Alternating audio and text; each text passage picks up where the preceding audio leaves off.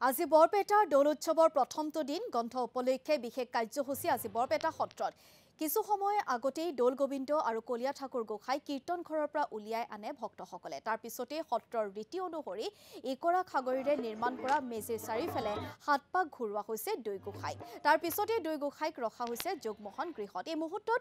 বৰপেটাৰ কিছু পৰিৱেশ আমি জানিবলৈ চেষ্টা কৰিম কাৰণ আজি যেটো প্ৰথমটো দিন এই মুহূৰ্তত চিন্তুমণি শইকীয়া আছে তাত উপস্থিত চিন্তু আপোনাৰ ওচৰলৈ আহিছো বৰপেটাৰ পৰিৱেশ পোনপটীয়াকৈ জানিবলৈ নিশ্চয়কৈ চাওক আমি দেখুৱাই আছো এই পৰিৱেশ আৰু এই পৰিৱেশ হৈছে বৰপেটা দৌলৰ আৰু বৰপেটাৰ যি উৎসৱ এই বৰপেটা উৎসৱৰ আটাইতকৈ মহত্বপূৰ্ণ আৰু আটাইতকৈ গুৰুত্বপূৰ্ণ এটি সময় এয়া মেজি আমি দেখুৱাইছো মেজিৰ জুই জ্বলি আছে আৰু মেজিৰ জুই চাৰিওকাষে এনেধৰণে দুই গোসাইক আদৰা যিধৰণে ইয়াত মেজিৰ তাপ দিয়া হৈছে আৰু মেজিৰ তাপৰ পিছতেই তেওঁলোকক ভোগ গৃহত নি ৰখা হ'ব আৰু তাৰ পৰৱৰ্তী সময়ছোৱাতে তেওঁলোকক আন স্থানলৈ লৈ যোৱা হ'ব আমি দেখুৱাইছোঁ চাৰিওপাশে কেৱল মানুহ আৰু মানুহ ৰাজ্যৰ বিভিন্ন প্ৰান্তৰ পৰা ইয়ালৈ মানুহ আহিছে কাৰণ এই পৰিৱেশ চাবলৈ আৰু এই মেজিৰ জুই তাপ লৈ এনেধৰণে দুই গোসাইক ইয়াত এনেধৰণে চাৰিওফালে সাতটাকৈ পাক প্ৰদৰ্শিত কৰা হৈছে আৰু সমান্তৰালকৈ আনফালে হৈ আছে আতচবাজি অৰ্থাৎ ফানুচ এই ফানুচৰ এই যি অনুষ্ঠান এই অনুষ্ঠানত আতচবাজি চলি আছে কাৰণ কলিয়া গোসাইক এনেধৰণে ইয়াৰ চাৰিওকাষে ঘূৰাই থকা আছে সাতটাকৈ পাক ইয়াত কৰা হ'ব ইতিমধ্যেই পাঁচটা পাক ইয়াত সম্পন্ন হৈছে আৰু দুটাকৈ পাক আছে আৰু ইয়াত উৎসাহ উল্লাস উদ্দীপনা সকলো দেখিবলৈ পোৱা গৈছে এয়া হৈছে বৰপেটাৰ এয়া হৈছে দৌলৰ সংস্কৃতি আৰু দৌল উৎসৱৰ যি মূল সংস্কৃতি সেই সংস্কৃতিৰ এই পৰিৱেশ আমি দেখুৱাইছোঁ আমি কিছু কথা পাতিম আজিৰ এই পৰিৱেশ আপুনি সন্মুখৰ পৰা দেখি আছে ইমান এটা বৃহৎ অনুষ্ঠান বিশ্বত আচলতে সকলোৱে গম পায় এই অনুষ্ঠানৰ বিষয়ে কেনেকুৱা লাগি আছে আচল বিষয় আচলতে এই গোটেই অনুষ্ঠানটো হৈছে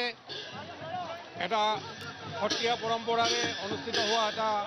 আয়োজন দৌল উৎসৱে কিছু সত্ৰীয়া ৰীতি নীতিৰ মাজেৰে আমাৰ বৰপেটাত এই উৎসৱটো উদযাপন কৰি আহিছে কিন্তু ইয়াৰ লগতে আমি দেখিবলৈ পাইছোঁ আজিও আমি নিজে দেখিছোঁ যে এই উৎসৱটোৰ লগত সামাজিক কিছু তাৎপৰ্য জড়িত আছে সামাজিক কিছু ৰীতি নীতিৰ কথা জড়িত আছে গতিকে এয়া কেৱল ধৰ্মীয় অনুষ্ঠান হিচাপে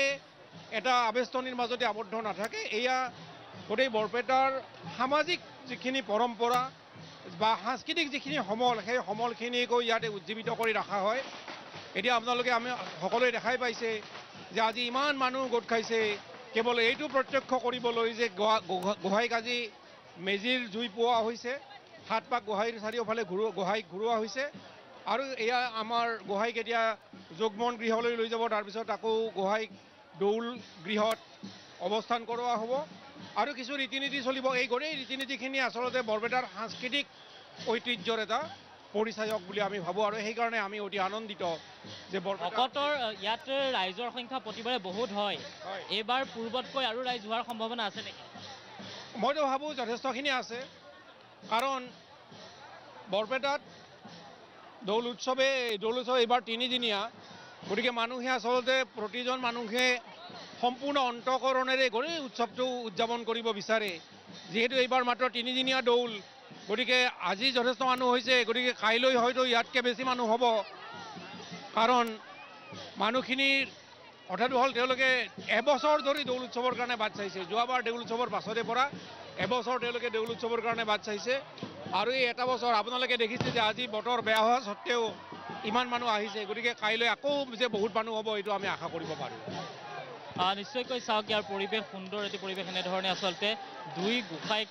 ইয়াৰ চাৰিওকাষে সাতটাকৈ পাক দিয়া হ'ল আৰু সাতটাকৈ পাক ঘূৰোৱাৰ পিছত তেওঁলোকক যিধৰণে সেকা হ'ল বা তেওঁলোকক জুই তাপ দিয়া হ'ল তাৰ পৰৱৰ্তী সময়ছোৱাত তেওঁলোকক তাৰ পৰা পোনে পোনে লৈ আহি এই যি যোগমোহন গৃহ আছে যোগমোহন গৃহত ৰখা হৈছে আৰু কিছু সময় পিছত আচলতে নিশাৰ ভাগত যেতিয়া লগ্ন আৰম্ভ হ'ব লগ্নৰ পাছতে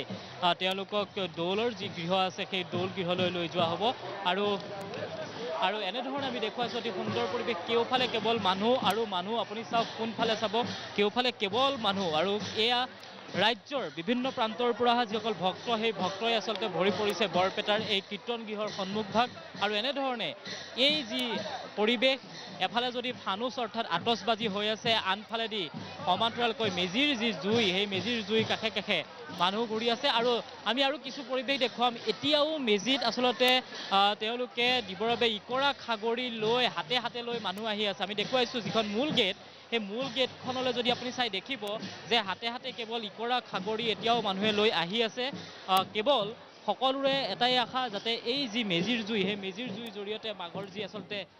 শীত সেই শীত নোহোৱা হ'ব আৰু সমান হয় সিন্ধুমণি শইকীয়া এই মুহূৰ্তত আপোনাক ধন্যবাদ জনাইছোঁ এই সুন্দৰ পৰিৱেশ আমাক দেখুৱাৰ বাবে আৰু আজি বৰপেটা দৌল মহোৎসৱৰ যিটো প্ৰথমটো দিন গতিকে পৰম্পৰা যি নীতি নিয়ম আছে সকলো তাত আজি অৱলম্বন কৰা হৈছে আৰু দেখিবলৈ পোৱা গৈছে যিসকল ভক্ত বিভিন্ন প্ৰান্তৰ পৰা ৰাজ্যৰ বিভিন্ন প্ৰান্তৰ পৰা লোকসকল আহে দৌল উৎসৱ উপলক্ষে আৰু এইবাৰ ব্যতিক্ৰম নহয় লোকে লোকাৰণ্য হৈ পৰিছে বৰপেটা।